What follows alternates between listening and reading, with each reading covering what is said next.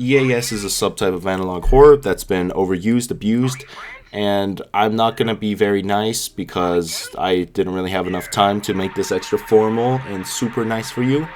I'm just going to get into the few rules that people should really just abide to, unless if they, with a lot of review from other people, look at it and go, yeah, go for it, break this rule. Let's see how it goes.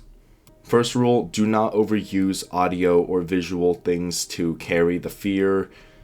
Don't do that. Sometimes it takes away from it. You don't have to make things too detailed. In fact, text is really the only thing you need for some of these, as the main driving fear from EAS scenarios is the information. It's the concept that's terrifying. We don't need to see this man with a million necks.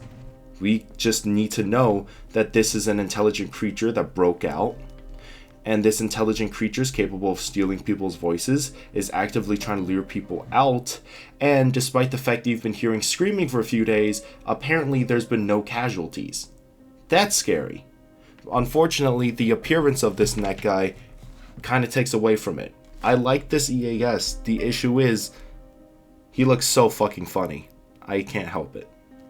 The second thing is to avoid just breaking out of the suspension of disbelief with the pray. That is the only thing you can do. That type of thing kind of breaks me out, because I understand it's for the effect of, oh, it's such a bad situation, your local news station is just telling you to pray. But that kind of breaks you out.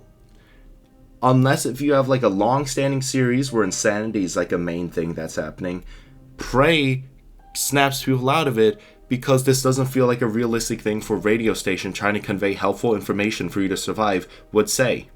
Of course you can still say God bless your soul, or may we have blessings of peace upon us, something like that. That's semi-formal, and that's more of just the radio guy telling you good luck. But the moment the radio guy tells you to bow down and just die, that kind of sucks. Another way that people break out of the suspension of disbelief is by completely ignoring the fact that incentives exist in human. And for something like a zombie plague, people are not going to be willingly submitting themselves to a random facility that's going to tell them, we are going to euthanize you if you come to us. No one wants to deal with that. A concept of a government that's more willing to lie to protect the people is a bit better than a government that doesn't know that every human has an incentive to survive, and therefore sending a message like this is going to actively hinder them from being able to protect the population that they're overseeing. Here's more of a pet peeve one, but don't overuse the insane amounts of retro VHS things, all those filters you see on CapCut or something. For audio, it kind of hurts my ears when people go too crazy with the peaks. And then in terms of video, sometimes the sheer amount of static is just a bit unreasonable. I mean, if a nuclear bomb set off and suddenly everyone's full of electromagnetic radiation that's screwing around with your TV, maybe that works. But in the case of just normal radios happening, or just normal analog TVs at that time, it was never going to be this bad unless if a nuke was set off around your city. The last thing to keep in mind is that EAS, while it is driven in terms of horror by the concepts that it is conveying to you, EAS is not about information. This is the last rule to follow, is to make sure you prioritize horror over telling every single part about what your horrifying thing is. I'm just gonna quickly throw together a mock EAS, steal this if you want. It goes like this. Would you rather have it be we have an emergency alert for every single person living alone? If you hear babies crying outside of your door, do not open it and call law enforcement to help address the needs for the infant, because there's been murderers on the loose that has been using baby audio to lure people out. And then it ends with, please abide by our instructions. We are investigating this guy right now.